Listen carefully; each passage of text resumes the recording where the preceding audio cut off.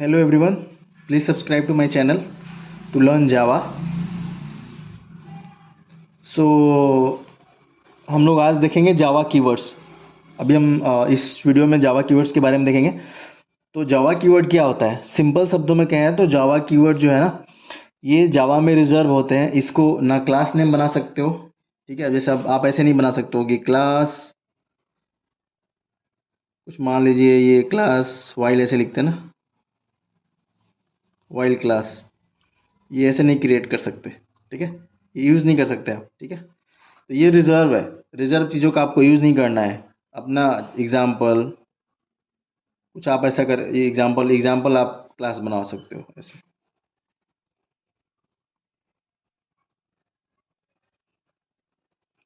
ये होता है रिजर्व वर्ड। रिजर्व वर्ड वो जिसको अब हम लोग यूज नहीं कर सकते हैं, ठीक है। तो इतने सारे रिजर्व वर्ड वर्ड है। अब्स्ट्रैक्ट, अब्स्ट्रैक्ट क्या होता है ना, अब्स्ट्रैक्ट हम लोग क्लास होता है, अब्स्ट्रैक्ट से पहले लगाते हैं। ब्रेक हम लोग स्विच स्टेटमेंट भी यूज़ करते हैं, ठीक है। Byte, boolean, case, catch, throw at, throw, try, catch, throw, ये हम लोग यूज होते हैं। क्रैक डाटा टाइप है, कंटिन्यू है ना, ये सभी स्विच स्टेटमेंट में है। क्लास नेम जो ये है, ये रिजर्व वर्ड है, इसको ये ऐसा करके आप बनाने क्लास क्लास नहीं बना सकते। एग्जाम्पल ऐसे ही फॉर, इम्प्लीमेंट्स, इंपोर्ट, इतने सारे हैं। पैकेज, प्राइवेट, प्रोटेक्टेड, पब्लिक, ये सब एक्सेस फायर है, ठीक है। ये हम लोग देखेंगे।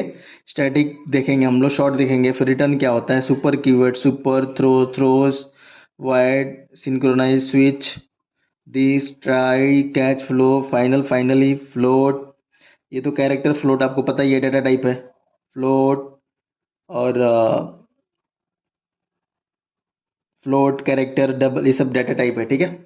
तो ये सब है ना, इतने सारे word, these are the words, these are the Java keywords which are reserve in Java, okay.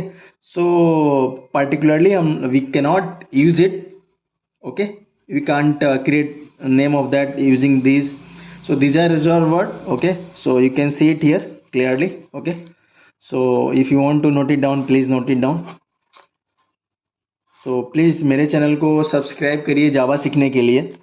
और इसमें बहुत ज़्यादा कुछ नहीं है, इतने सारे रिजर्व वर्ड है, सिंपल ही समझने हैं। ये सब जावा कीवर्ड को याद रखना है कि ये कीवर्ड है, ठीक है। और बहुत इंपॉर्टेंट है, जावा सीखिए, जावा सीखना बहुत इंपॉर्टेंट है। इतना इम्पोर्टेंट कि सपोज़ आप बीटेक में हो, या आप +2 कर रहे हो, या बीटेक है, बीटेक में कोई स्ट्रीम हो, कोई भी स्ट्रीम, तो हम लोग सीख सकते हैं इसको। एक अच्छे से हम आपको समझाते हैं, ये आप नोट इट डाउन कर लो, ठीक है। और अब जावा सीखना इतना कितना, दैट इट्स इम्पॉर्टेंट कि सपोज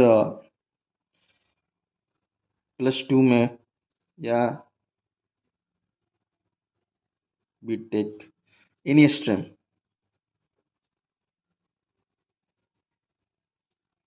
या एमटेक ले लो, एमटेक, या और हम लोग क्या करते हैं, बीसीए एमसी है ना, बीसीए एमसी,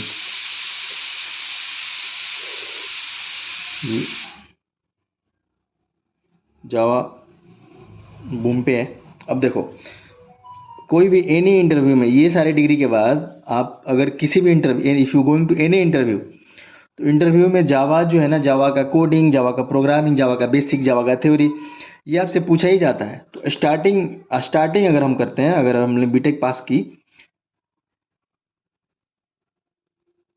तो बाद अगर हम लोग अभी 40K मंथली या इससे हाइयर पैकेज पे, ठीक है, इससे भी हाइयर 50K मंथली, मान लो 50K means 7 to 8 lakh package LPA, और 7 LPA या 8 LPA, ठीक है।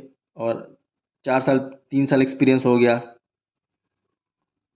या 4 साल एक्सपीरियंस हो गया, तो ये पहुंच जाएगा 15 LPA से 30 LPA, ठीक है। तो ये जो है ना, आप यहाँ पे पहुंच सकते हो आसानी से। मेरा भी एक्सपीरियंस है 7+, 7.7, ठीक है।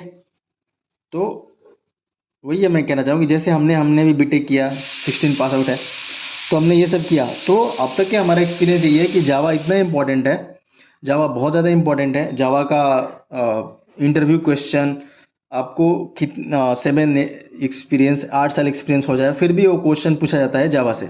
जावा से आता ही आता है, जावा से ही पूछते हैं।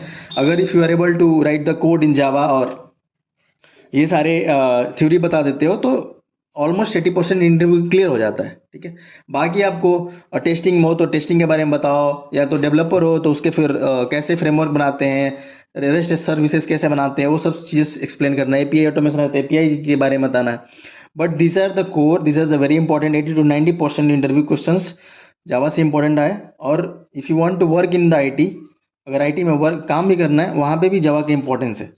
अच्छा, जावा अगर सीख लेते हैं हम लोग एक भी लैंग्वेज, तो we can go ahead with Python, Java script,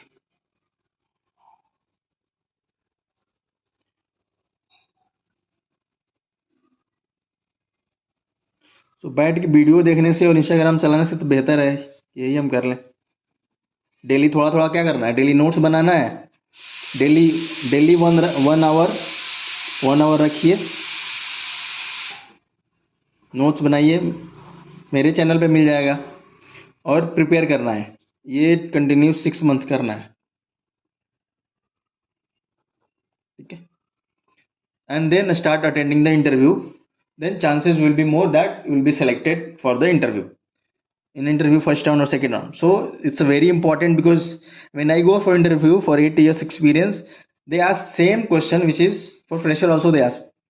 So not exactly the same, but in Java basic theory is important, basic syntax is very important, very important. And also the coding is very important. So these are the stuff is most important things. तो हम लोग start कर सकते हैं, we can go with up to 30-40 lakh, people are getting 1 CR as well. So if you will do the data structure algorithm, okay. So in depth level of coding programming is important. जैसे LeetCode से हम लोग पढ़ते हैं, hackathon करते हैं ना, leet code या geeks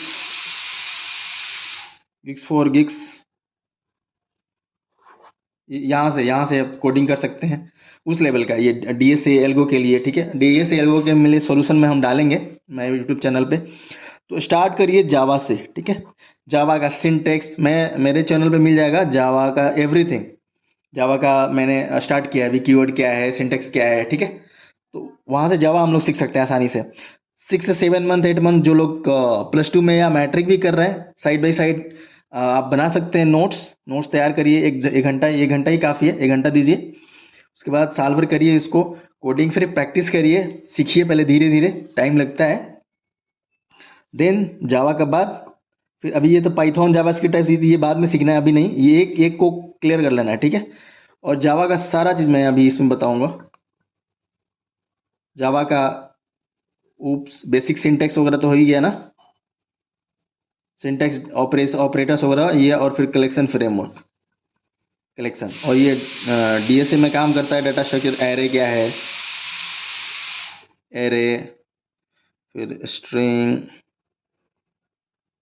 list, set, link list, है ना, मैप, हैश मैप, डीएसए और एल्गोरिदम ये। So this are very important to land. कम से कम स्टार्टिंग हम बताते हैं 8 LPS से 8 लाख से लेकर के 15 से 30 लाख तक। फ्रेशर हो, बीटेक कर रहे हो, बीटेक कंप्यूटर साइंस हो, चले मान लो मैकेनिकल में नहीं जॉब है, तो obviously people are going to the computer science stream, उधर भी जाना हो तो इट्स माई पर्सनल एक्सपीरियंस। और स्टार्ट विथ जावा, धीरे धीरे सब कुछ सीखने को मिलेगा, धीरे धीरे सब पता चल जाएगा, ठीक है। सो प्लीज़, और it's better to watch Amazon और अदर प्राइम वीडियोज़ और Bigg Boss, it's better to watch these videos, बहुत मस्त वीडियोज़ है। और खेल खेल में इंसान सीख जाएगा, बस कुछ नहीं करना, 1 घंटा 2 घंटा देखना है लिखना है, लिखते जाना है, करते रहना है, करते रहना है, फिर नहीं आएगा, फिर से लिखना है, फिर करना है। चीज़ों को समझ समझ के धीरे धीरे 6 से 7 महीना 8 महीना लगेगा। मेरा भी 1 साल लगा था। तो मेरा सबसे बड़ा इंपॉर्टेंट चीज़ है, मैं ऑटोमेशन इंजीनियर हूँ, तो मैंने सबसे पहले फोकस किया ऊप्स कंसेप्ट पे और कलेक्शन। इसका इसका मैंने नोट्स बनाया, इसके कोडिंग का प्रैक्टिस किया। तो धीरे धीरे सब समझ में आएगा कि ये फॉर लूप का क्या यूज होता है ना। जो स्टेटमेंट जो हम लिखते हैं ना, फॉर इफ एल्स, इसका यूज, ठीक है। फॉर का यूज, इफ एल्स का यूज, स्विच का जो हमारा कंट्रोल स्टेटमेंट होता है उसको कैसे यूज करते हैं, ठीक है। कीवर्ड क्या है, ऑपरेशंस वगैरह, ऑपरेटर्स वगैरह सब समझ में आ जाएगा। उप्स, ये कैसे डाटा मैनिपुलेट करते हैं, कलेक्शन समझ में आया। फिर थ्योरी पढ़ा, है ना, जावा कैसे काम करता है, कंपाइलर उसको कंपाइल करता है, वो फिर बाइट कोड जनरेट करता है कंपाइलर, है ना, कंपाइल करके क्लास फाइल देता है, वहाँ से फिर हम लोग रन करते हैं, तो हम लोग फिर, तो वही बात है, वो सब सारा इन डेप्थ समझना है, सीखना है। और मुश्किल नहीं है, लिख लिख के इंसान सीख जाएगा। इट्स बेटर टू नोट्स बनाओ, नोट्स पे लिखो, करो। If you will do it 110%, इस लेवल का तो पहुंच ही जाएगा इंसान, ठीक है। और और वो बहुत इंपॉर्टेंट है कि नॉलेज शेयर करो। जब कुछ इंसान सीख जाता है ना, तो यूट्यूब चैनल बना लो और नॉलेज शेयर करिए, क्योंकि उससे क्या होता है कि